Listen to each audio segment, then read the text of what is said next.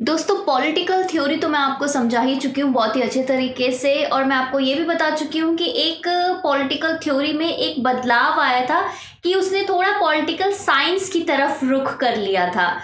ये जो political theory है अगर इतनी इंपॉर्टेंट है जितना मैंने आपको पिछले 2 लेक्चर में समझाया है, तो ये डिक्लाइन क्यों हो गई, मतलब इसका हल्का सा पतन कैसे हो गया और कब हुआ, ये किसने कहा, कौन कौन से थिंकर्स थे जो ये बोलते थे कि अब पॉलिटिकल थ्योरी यानी कि राजनीतिक सिद्धांत इंपॉर्टेंट यानी कि महत्वपूर्ण नहीं है, और अगर नहीं है तो क्यों नहीं है, क्या कुछ ऐसा नया डेवलपमेंट हुई अपार्ट फ्रॉम पॉलिटिकल साइंस, क्योंकि पॉलिटिकल साइंस तो बहुत पुराने से थी। आपको पता ही है कि एरिस्टोटल अरस्तु को बोला जाता है फादर ऑफ पॉलिटिकल साइंस यानी कि राजनीति विज्ञान के जनक। तो ये अगर इतने पुराने टाइम की डिबेट है तो ये जो चेंज है ये इतनी बाद में आखिरकार क्यों आया, इसके पीछे रीजन क्या था, यही सारे क्वेश्चंस का आंसर हम इस वीडियो में जानेंगे। इससे पहले मैं आप सभी का स्वागत करना चाहूंगी मेरे channel discover study with your political science mentor Preeti Bora के साथ। दोस्तों जिसको भी नहीं पता उसको मैं बता दूं कि ये आपका एक फ्री बैच चल रहा है पॉलिटिकल साइंस का, जिसमें मैं सारे यूनिट्स कवर कराने वाली हूँ,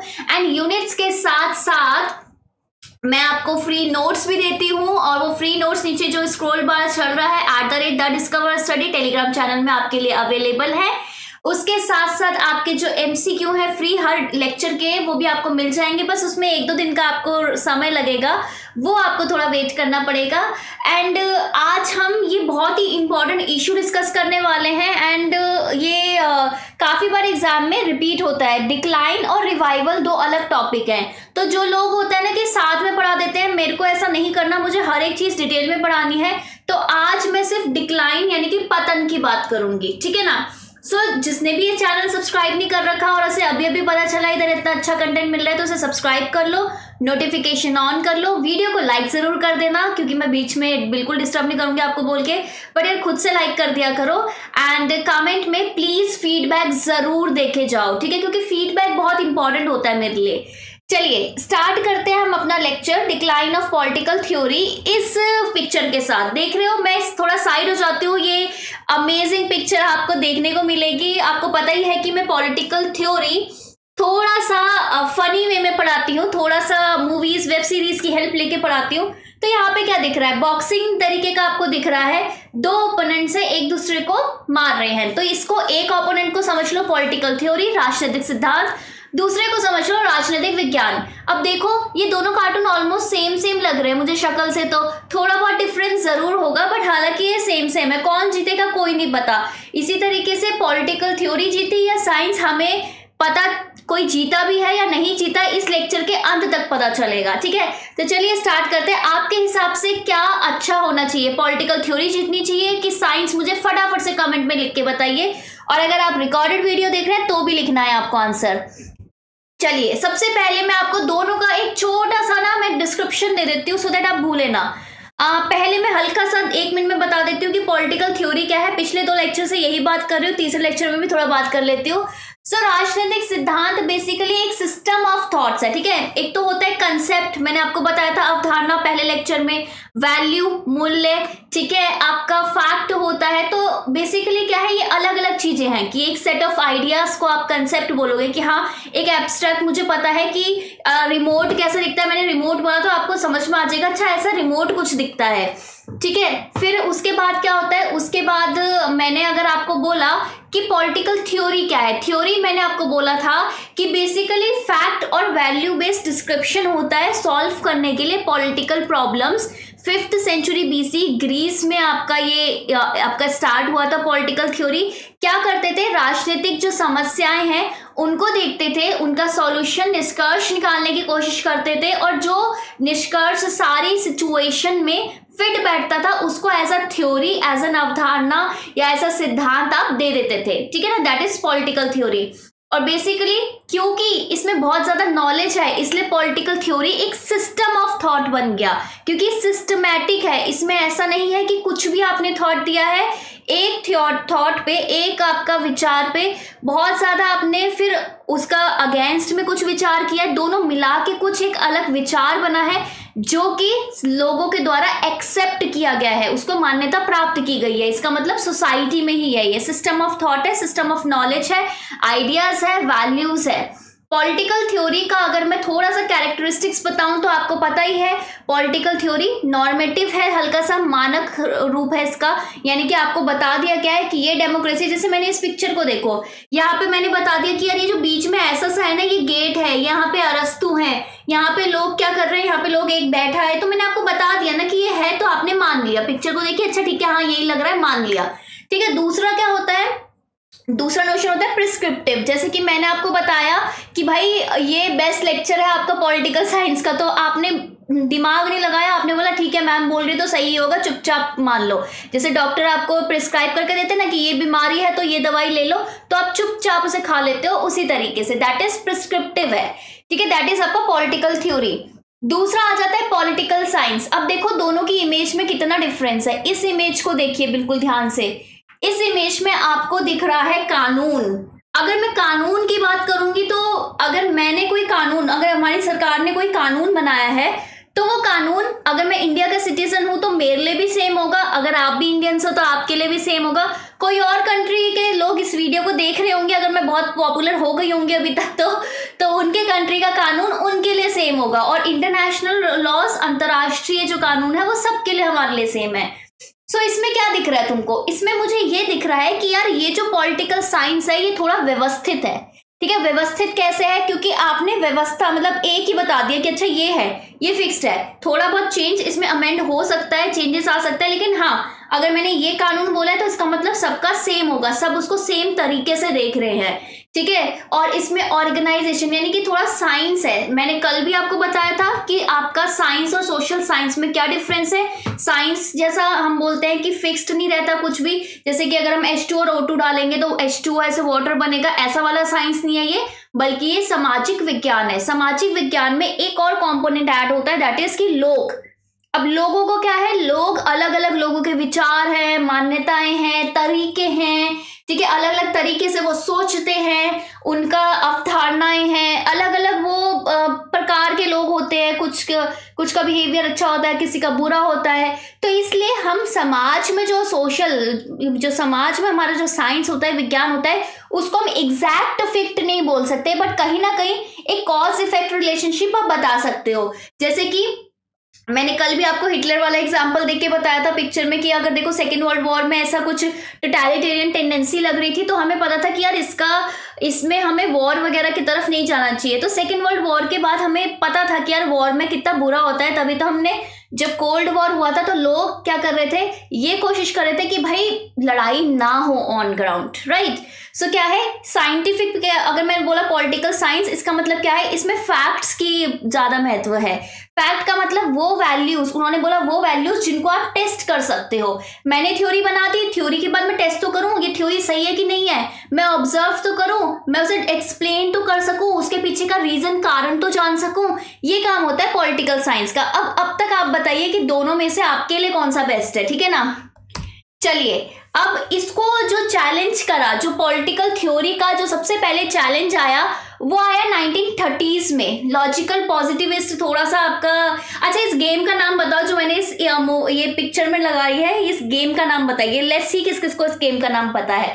तो देखो कितने ध्यान से सोच समझ के वो पूरा वो वुडन ब्लॉक निकाल रहे हैं कि यार ये मेरा पूरा ना घिरे ना, ठीक है, ऐसे ही कर रहे हैं ना, क्यों, क्योंकि सोच समझ के। तो लॉजिकल पॉजिटिविस्ट जैसे ही आए, उन्होंने सोचा कि भाई लॉजिकल यानी कि तर्क संगतता, पॉजिटिविस्ट मतलब एक आपका सिस्टम ऑफ थॉट है जिसमें माना जाता है कि वही नॉलेज, वही ज्ञान सही है जिसके पीछे कुछ ना कुछ लॉजिक है, तर्क है, कारण है, ठीक है। अगर मैं किसी चीज के पीछे रीजन नहीं दे सकती तो वो नहीं मानते। जैसे कि मैंने बोल दिया कि भाई भूत होते हैं, ठीक है, तो उन्होंने बोला तुमने देखा है, लॉजिक है, इसके पीछे कोई रीजन है, ये है वो है, तो मुझसे ऐसे क्वेश्चन पूछेंगे। अगर मैं नहीं बता पाई, एग्जैक्ट प्रूफ नहीं दे पाई, वो बोलते हैं कि तुम रहने दो, तुम पागल हो गए, तुम रहने दो, तुम्हें नहीं आता, ठीक है। दैट इज आपका कहीं ना कहीं, वैसे एक्चुअली में ये नहीं बोलते, जस्ट मैं आपको याद कराने के लिए बोल रही हूँ, सो दैट आपको एक चीज याद हो जाए। बिकॉज लोगों का मैंने देखा है यूजीसी में भी और यूपीएससी में भी, पॉलिटिकल साइंस में सबसे ज्यादा दिक्कत क्या होती है ना, कंसेप्ट क्लैरिटी नहीं होती। प्लीज यार कंसेप्ट को क्लियर करा करो, ठीक है ना। अब जैसे ही ये वाला आपका एक चेन ऑफ थॉट चलने लगी कि हाँ यार, हर चीज के पीछे जो रीजन है वो सत्य है, उसके अलावा क्या है, सब मिथ्या है। ठीक है, ये वाला आपका एक चेन ऑफ थॉट चलने लगा, राइट। तो इसके बाद एक और डेवलपमेंट्स होती है और उसके लिए जिम्मेदार है ये व्यक्ति। बताइए कौन है ये व्यक्ति? 10 सेकंड ले लो और मुझे बताइए ये कौन है। जो डिबेट थी, ठीक है ना, कि जो बहस थी किसके बारे में? डिक्लाइन ऑफ पॉलिटिकल थ्योरी के बारे में, राजनीतिक सिद्धांत के पतन के बारे में। कब आपकी एग्जैक्टली लोगों के सामने, पूरी दुनिया के सामने बहुत अच्छे से कब आई? 1950s में, 1950 के दशक में। ऐसा क्या हो गया था 1950s में कि हमने ये वाली डिबेट पे चले गए कि पॉलिटिकल थ्योरी तो अब इंपॉर्टेंट ही नहीं है। हम ये सोच रहे हैं कि 5th सेंचुरी बीसी से जो चीज चली आ रही है, अब हम उस पर सवाल क्यों उठाने लग गए? क्या हमें कुछ ऐसे रीजन मिले थे ये चीज मानने के, या हमें कुछ प्रूफ मिला था? क्या ऐसा हो गया था? ये महाशय हैं डेविड एस्टन, ठीक है। इनके दिमाग में कुछ विचार आए, वो विचार मैं आपके साथ शेयर करना चाहूंगी। विचार number 1, why do people behave the way they do? लोग ऐसा व्यवहार क्यों करते हैं जैसा कि वो करते हैं? हालांकि ये तो हमारा भी क्वेश्चन होता है, अरे यार ये ऐसा क्यों है, या ये ऐसे क्यों है, इसको कैसे डील करें, इसको कैसे समझाएं, ठीक है, ये होता है ना हमारा। तो ऐसा ख्याल इनके दिमाग में भी आया था। फिर इन्होंने बोला कि अलग अलग लोग, अलग अलग बिहेवियर, बर्ताव, व्यवहार, और अलग अलग उनका नेचर, प्रकृति। तो इन्होंने बोला यार ये तो बड़ा मुश्किल हो जाएगा कि मैं अलग अलग लोगों का अलग अलग बिहेवियर, बर्ताव अगर मैं डिफाइन करने लगा, परिभाषित करने लगा, तो मेरे लिए तो बहुत मुश्किल हो जाएगा, क्योंकि बहुत सारे लोग हैं, जनसंख्या तो दिन पर दिन बढ़ी ही जा रही है। तो अब मैं क्या करूं? तो इन्होंने बोला कि एक नया विचारधारा बना देती हूँ।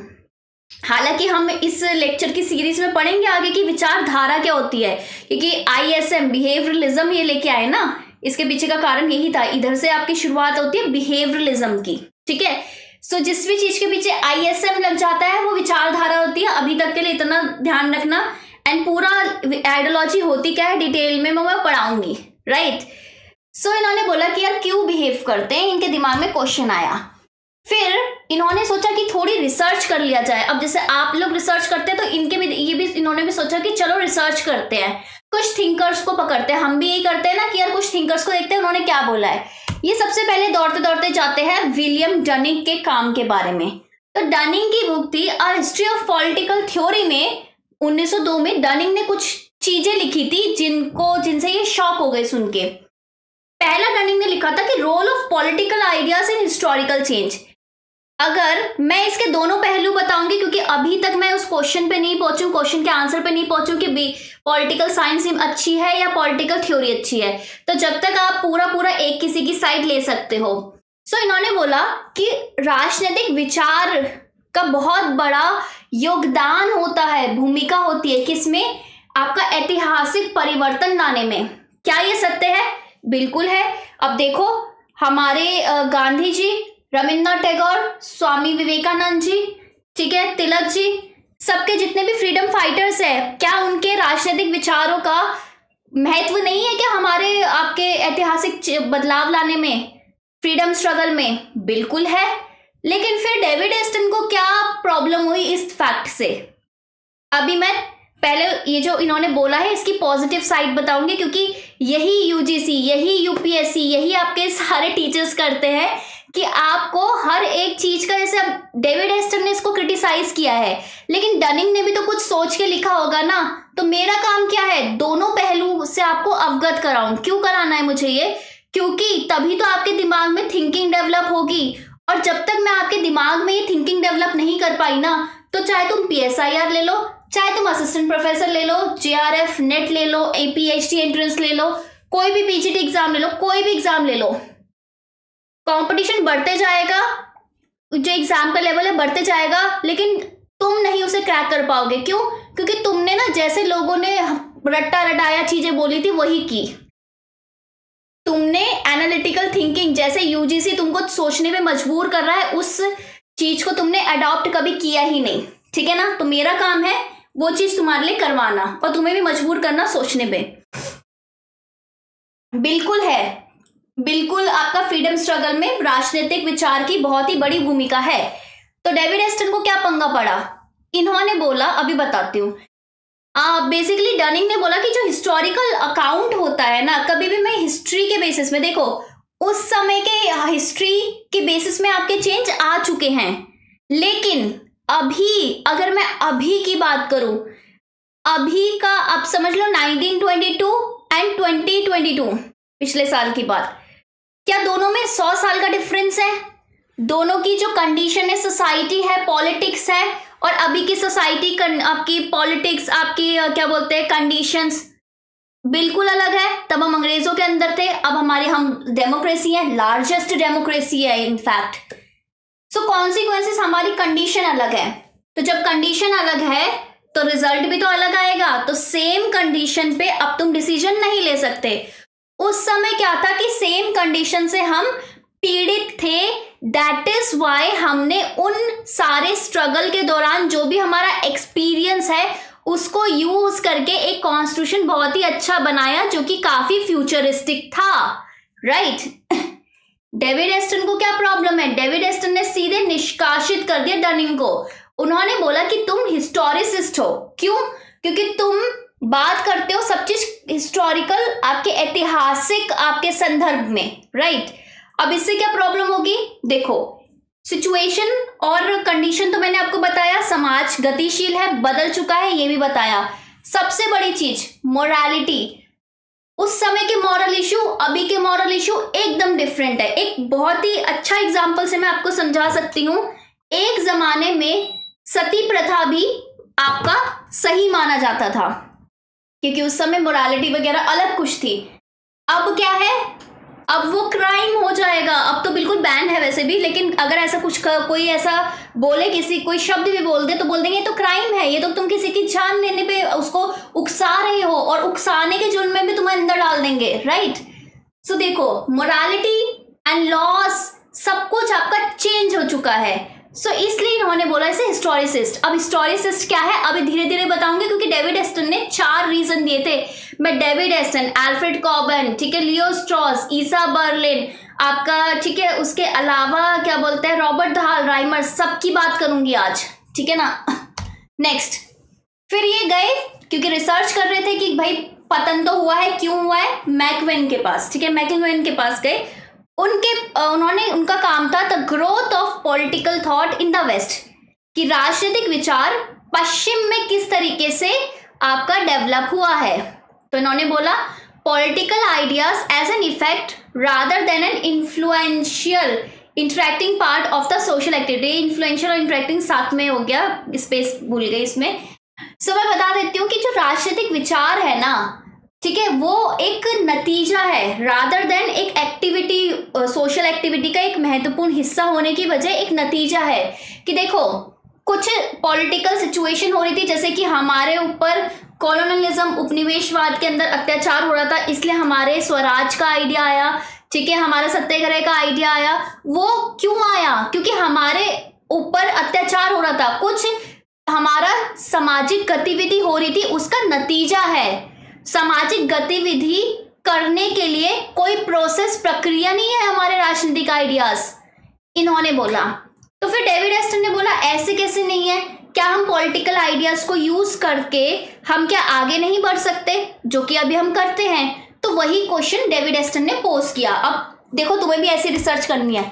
तीसरा, G.H. सेबाइन। ये सेबाइन वही है सब्र वाले जो बोलते हैं कि पॉलिटिकल थ्योरी क्या है, एक प्रयास है क्या समझने का, इंसान का क्या अपनी सोसाइटी की, अपनी जिंदगी की, अपने ग्रुप की समस्या को समझने का और उसका कुछ सॉल्यूशन लेने का। तो इन्होंने भी हिस्ट्री ऑफ पॉलिटिकल थ्योरी में बोला ये सब चीज। इनका जो थॉट था वो बेसिकली मैकवेन और डनिंग का मिक्सचर था। तो डेविड एस्टन ने इनको मॉरल रिलेटिविज्म और हिस्टोरिसिज्म के ग्राउंड पे इन्होंने क्रिटिसाइज किया। अब ये 2 शब्द क्या होते हैं, थोड़ी देर रुको, बस मैं आपको बता ही रही हूँ, ठीक है? तो ये सब जब पढ़ के आए ना डेविड एस्टन, तो डेविड एस्टन को समझ में आया कि यार ये सब लोग इतना पुराने बेसिस में, और इनके हिसाब से तो पॉलिटिकल थ्योरी जो थी वो कहते थे यार इतने सारे थिंकर्स तो अभी जिंदा भी नहीं है, उनकी थ्योरीज अभी के सिचुएशन में कैसे चल पा रही हैं। तो इनके दिमाग में क्वेश्चन आया why behaviourism. First of all एक चीज मैं बता देती हूँ, आई बटन में मैंने ऑलरेडी लिंक डाल दिया है बिहेवियरलिज्म का। बिहेवियरलिज्म और पोस्ट बिहेवियरिज्म, आपका व्यवहारवाद और उत्तर व्यवहारवाद, ये दोनों लेक्चर मैं ऑलरेडी आपको करा चुकी हूँ इसी चैनल में। आज का आपका होमवर्क है इस क्लास के साथ साथ वो वाली क्लास भी देखनी है तो वो कंपैरेटिव पॉलिटिक्स का पार्ट, लेकिन अगर आप उसको देख लोगे तो आपके लिए बहुत ही ज्यादा फायदेमंद रहेगा। ठीक है, सो इन्होंने बोला, अब सिडनी वर्बा आ गए। सिडनी वर्बा ने बोला कि ब्रो मैं तुमको भी ज्वाइन कर लेता हूँ, मेरे को तुम अच्छा अपनी जैसी थिंकिंग के लग रहे हो। तो उन्होंने बोला क्यों नहीं, कुछ स्टेटमेंट डालो यार, तुम भी कुछ स्टेटमेंट बोलो, तभी तो मैं तुम्हें देखूँ कि तुम मेरे वाले थॉट के हो कि नहीं है। तो सिडनी वर्बा ने बोल दिया झट से, look beyond description to move theoretically relevant problems. ठीक है, मैं साइड हो जाती हूँ ताकि आप इसे पढ़ सके। Look beyond the formal institutions of government to political processes and political functions and look beyond the countries of Western Europe to the new nations of Asia, Africa and Latin America।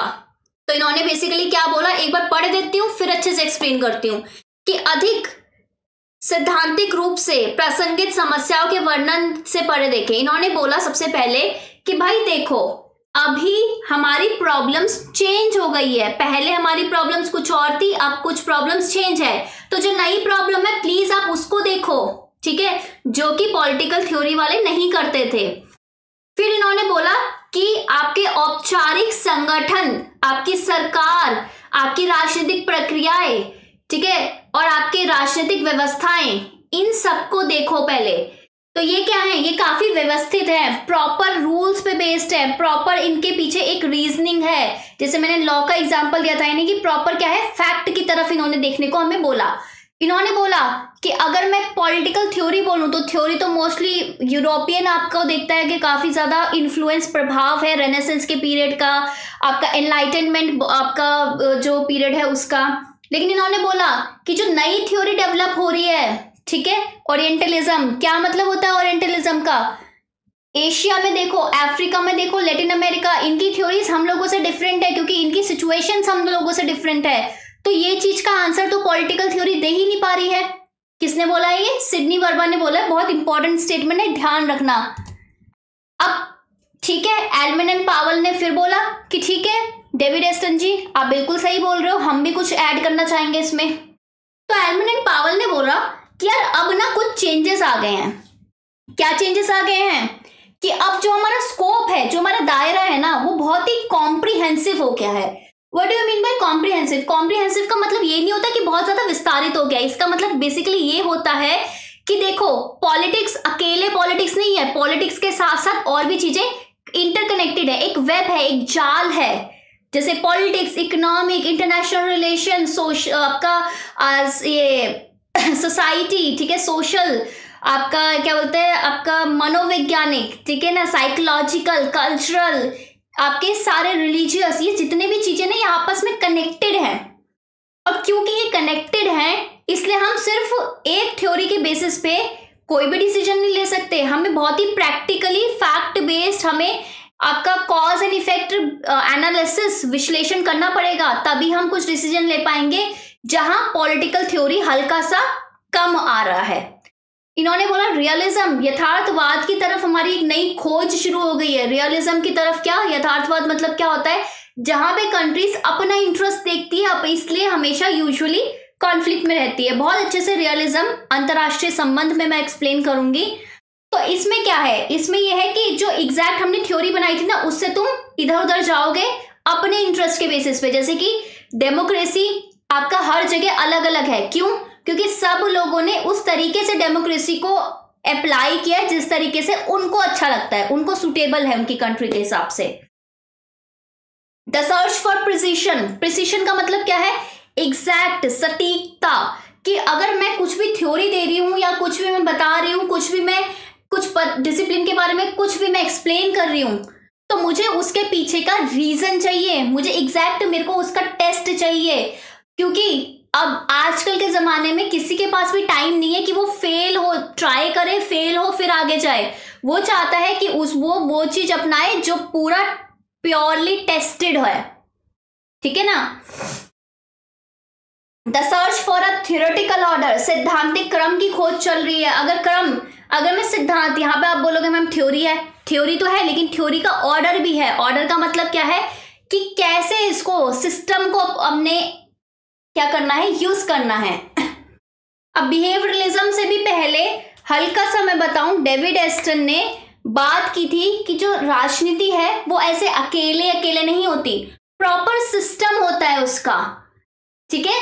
आपका system approach दी थी उन्होंने बोला था लोग कुछ inputs देते हैं, कुछ डिमांड्स देते हैं, उसका फिर जो सरकार है वो सोचती है कि कौन सी डिमांड सही है कौन सी नहीं है और हमारे पास कितने संसाधन है कि हम कितनी डिमांड्स पूरी कर सकते हैं। फिर डिसीजंस लिए जाते हैं कानून के तौर पे, आपके रूल्स के तौर पे, प्रोसीजर प्रक्रियाएं के तौर पे, और फिर क्या होता है, फिर फीडबैक दिया जाता है। फीडबैक कैसे होता है, अगर लोगों को अच्छे लगे लोग वही सरकार जिता के नहीं दोबारा ले आएंगे, बेकार लगे तो भाई फिर लोग प्रदर्शन भी करते हैं, लोग उसको क्रिटिसाइज भी करते हैं, आलोचना भी करते हैं, इस तरीके से, ठीक है। तो फिर थोड़ा लंबा जाएगा ये लेक्चर, बिकॉज मैं बहुत अच्छे तरीके से ये समझाना चाहती हूँ एंड मेरा थोड़ा एम ये है कि अब पढ़ाना है तो अच्छे से पढ़ाओ, राइट, चाहे फ्री कोर्स क्यों ना हो। बट मैं एक चीज डंके की चोट पे बोलना चाहती हूँ कि पेड कोर्स से काफी बेटर होगा ये, ठीक है। So what is objective fact, English गलत लिखी है, फैक्ट होना चाहिए था। चलो, वस्तुनिष्ठ तथ्य क्या है। कल मैंने आपको ऑब्जेक्टिविटी और सब्जेक्टिविटी बहुत अच्छे से समझाया था, एक पेड़ का एग्जाम्पल देके, और मैंने एक फोटो दिखाई थी जिसमें एक पेड़ था और 3 बच्चे थे। 3 बच्चों में से उस पेड़ को सबने अलग अलग तरीके से देखा। अगर मैंने एक पेड़ की फोटो दिखाई होती तो सब लोग बोलते ये एक पेड़ है। जैसे आप एमसीक्यू में 4 में से एक चीज टिक करते हो, बोलते हो ये आंसर सही है। दिस इज ऑब्जेक्टिविटी, कि हमें पता है एग्जैक्ट हमें ये करना है। लेकिन सब्जेक्टिविटी अलग अलग चेंज हो जाती है, जैसे कि किसी ने बोला ये पेड़ है, किसी ने बोला उसको फल दिख रहे हैं, किसी को पैसे दिख रहे हैं उस पेड़ से, तो ये अलग अलग है।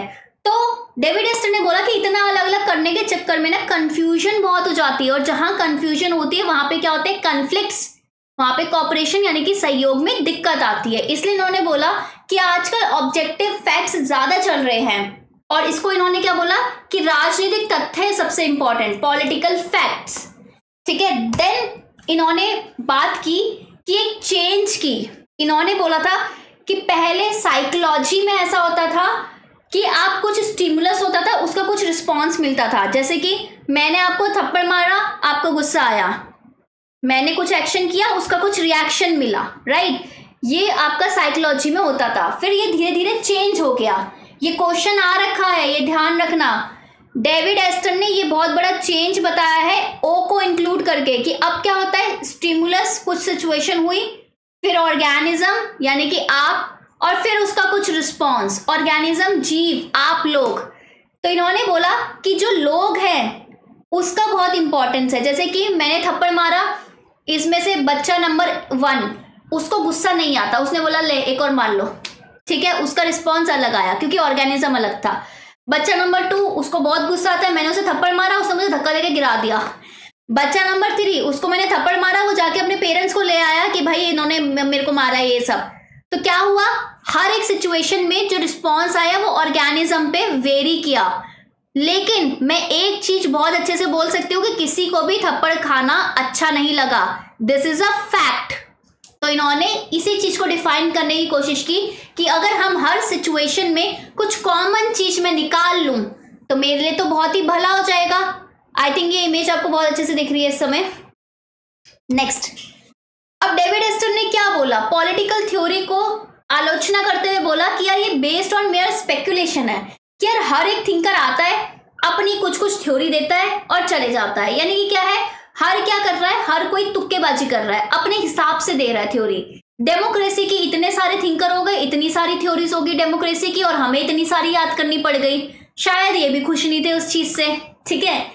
सो इन्होंने बोला no use in contemporary life, पुराने जमाने में चलता होगा, अभी समकालीन टाइम पे नहीं चलता, ऐसा डेविड एस्टन का मानना था।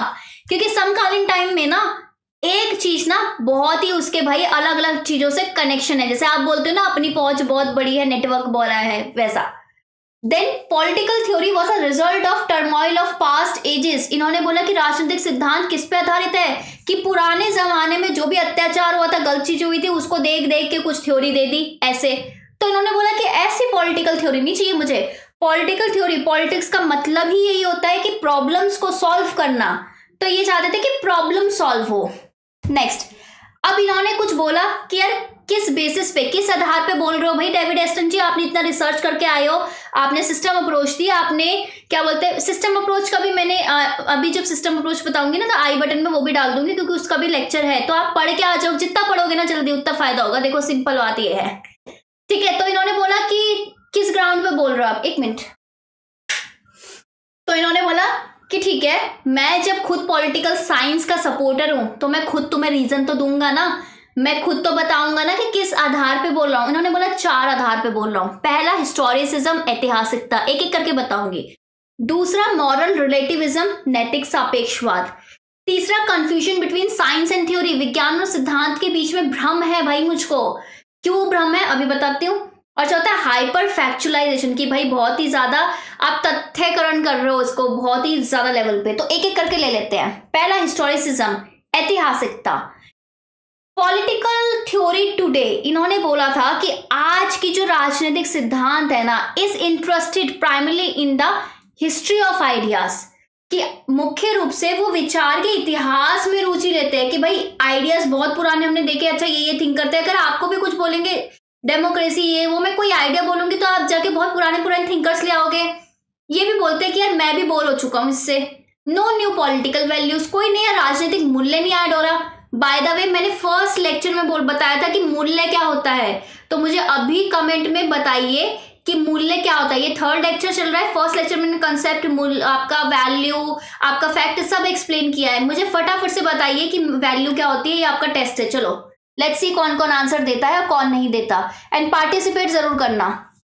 दूसरा इन्होंने बोला कि दूसरा मॉरल रिलेटिविज्म, यानी कि यार आपका नैतिक सापेक्षवाद।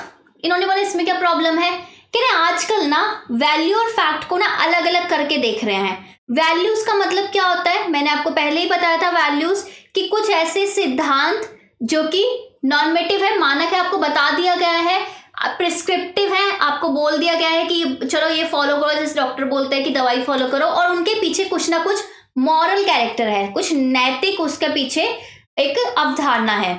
तो इन्होंने बोला है कि अब ना ये नैतिकता को ना पॉलिटिकल थ्योरी से हटाया जा रहा है। क्यों, काफी प्रैक्टिकल हो गया है समाज, सबको अपने इंटरेस्ट से मतलब है, सिर्फ आप उस चीज पे फोकस कर रहे हो, वैल्यू न्यूट्रल साइंस की तरफ की दिशा में आपकी राजनीति जा रही है, राइट।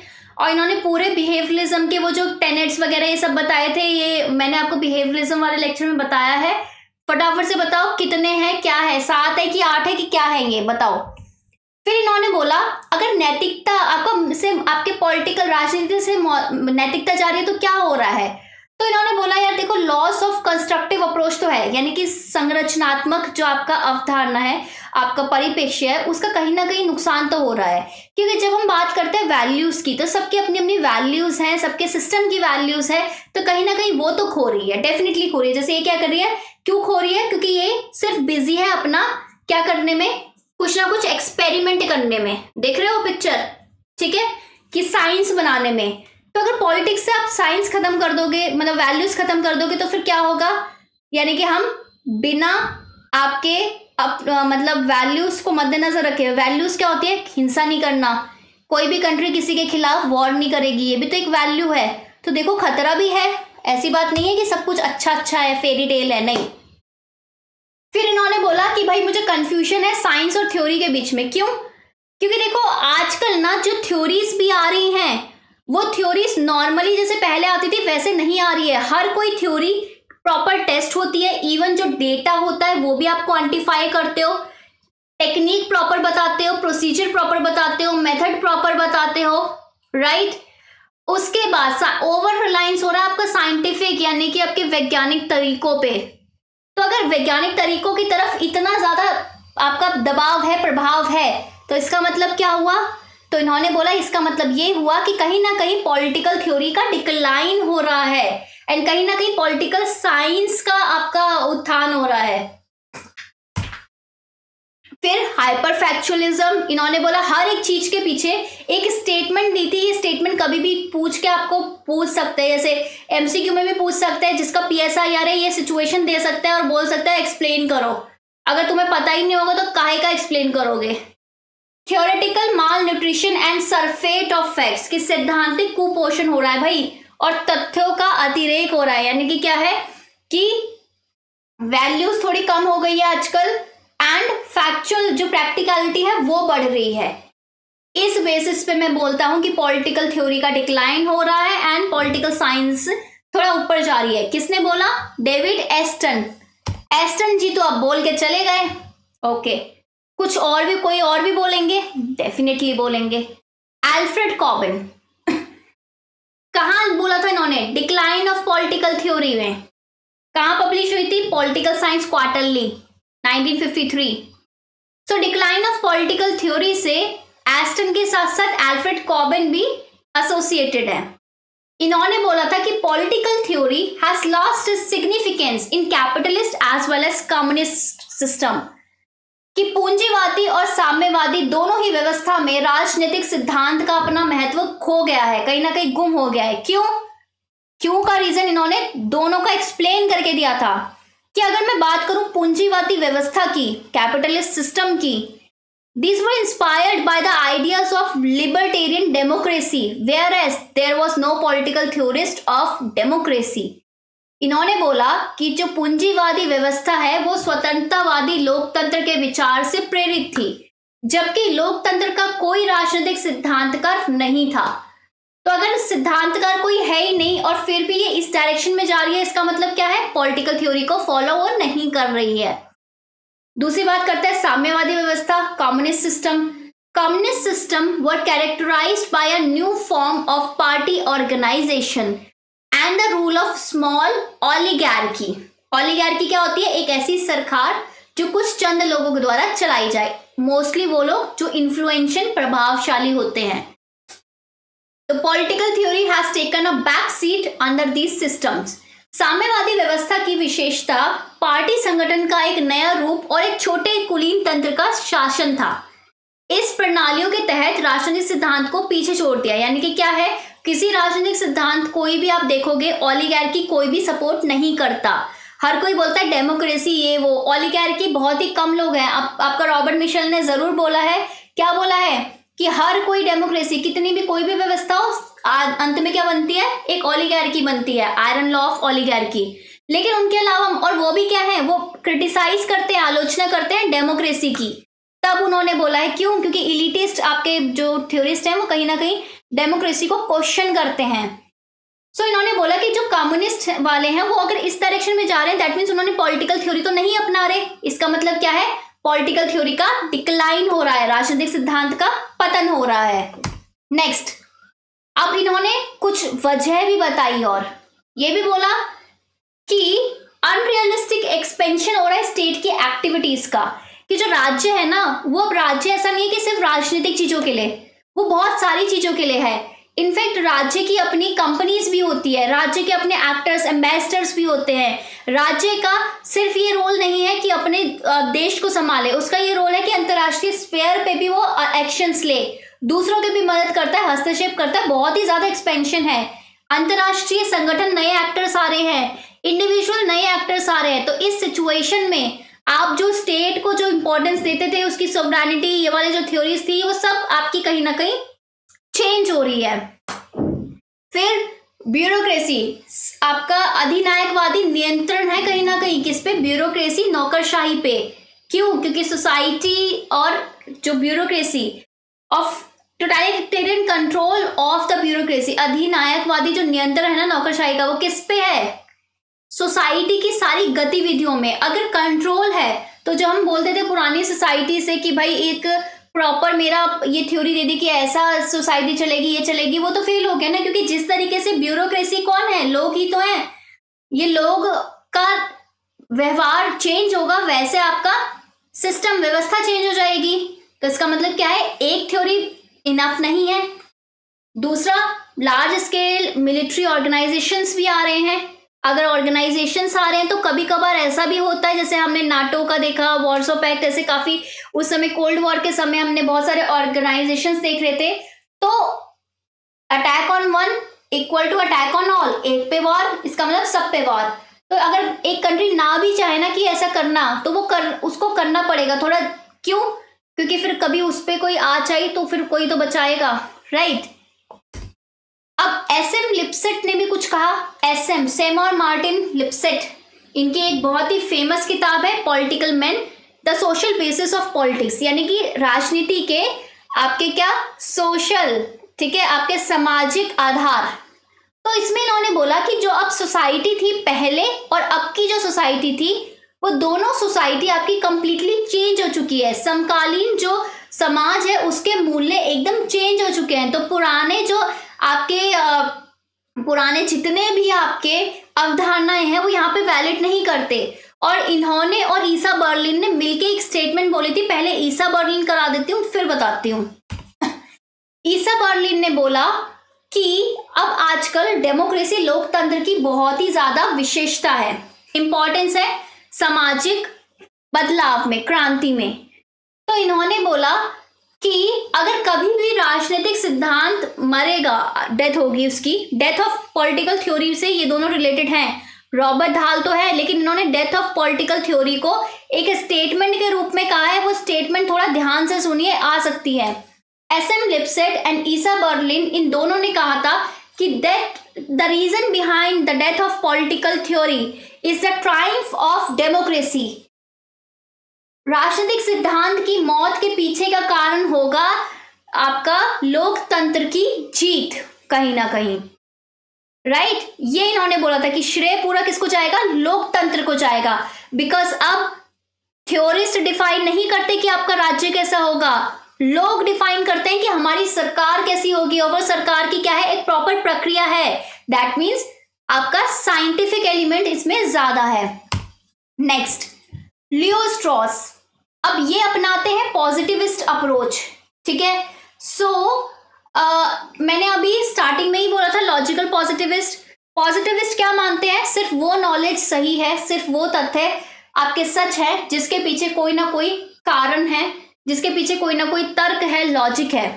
एक इनका पेपर आया था, what is political philosophy, journal of politics 1957 में पब्लिश हुआ था। एंड इनका एक ऐसे आया था, an epilogue to essay on the scientific society of politics, जो कि हर्बर्ट जे स्टोरिंग ने एडिट किया था। उस पे इन्होंने बहुत अच्छे से आर्ग्यू किया था कि जो नया साइंस है पॉलिटिक्स का, कि राजनीति का जो नया विज्ञान है, वो was in fact a symptom of the alleged decline of the political theory. वो बेसिकली उसके पीछे का रीजन ही यही है, क्योंकि राजनीतिक आपका जो सिद्धांत है उसका पतन हो गया था। इस वजह से आपकी नई साइंस ऑफ पॉलिटिक्स आई।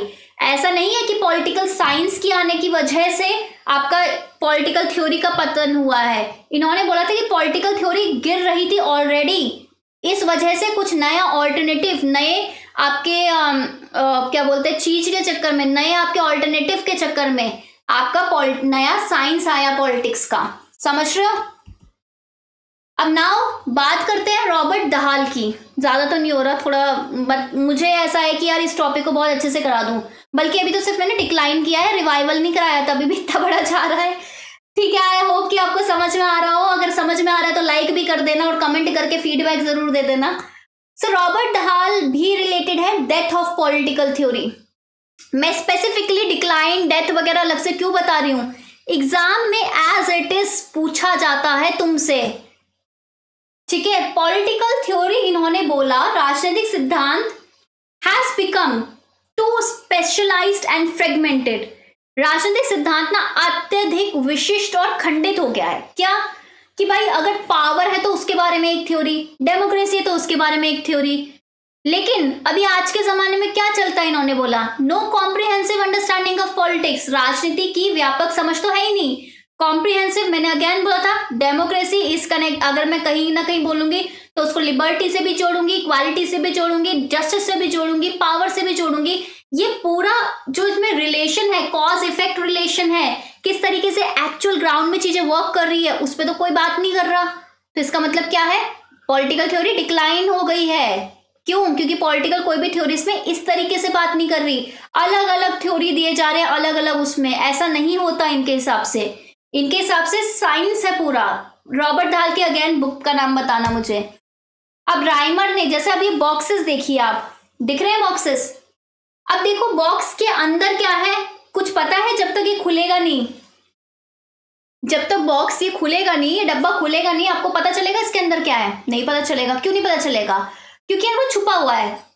ठीक है, तो ऐसे ही राइमर ने एक स्टेटमेंट बोलती है कि जो पॉलिटिकल थ्योरी है इज इन डॉग हाउस, कि राजनीतिक सिद्धांत डॉग हाउस में। डॉग का क्यों बोला? कि यार वो सो रहा है, वो बस ऐसी है कि है वो अभी अवेलेबल। यानी कि अवेलेबल का मतलब क्या है कि कुछ सिद्धांत है हमारे नजरों के सामने है, ठीक है, सब कुछ है, लेकिन वो यूज नहीं हो पा रहे क्योंकि समाज बदल गया है। और उसका कुछ पॉलिटिकल थ्योरी का जो एकमात्र उद्देश्य था वो ये था कि राजनीतिक समस्याओं को दूर करना, कुछ सॉल्यूशन देना, वो नहीं हो पा रहा। ठीक है, आई होप ये चीज आपको अच्छे से समझ में आई हो। समझ में आई है तो लाइक कर दीजिएगा। अभी 2 मिनट रुको, होमवर्क दे रही हूं मैं। आज का आपका होमवर्क है कि डिक्लाइन मैंने बहुत अच्छे से करा दिया है। एक थोड़ा सा हाईलाइट ले लेते हैं आज की क्लास में क्या था। डेविड एस्टन, उन्होंने क्यों बोला कि डिक्लाइन हो रखा है, तो आप बोल दोगे बिहेवियरलिज्म आया, बिहेवियरलिज्म सिस्टम अप्रोच आई। फिर उन्होंने क्या बोला, माल न्यूट्रिशन वाले स्टेटमेंट बोला था, बहुत इंपॉर्टेंट है।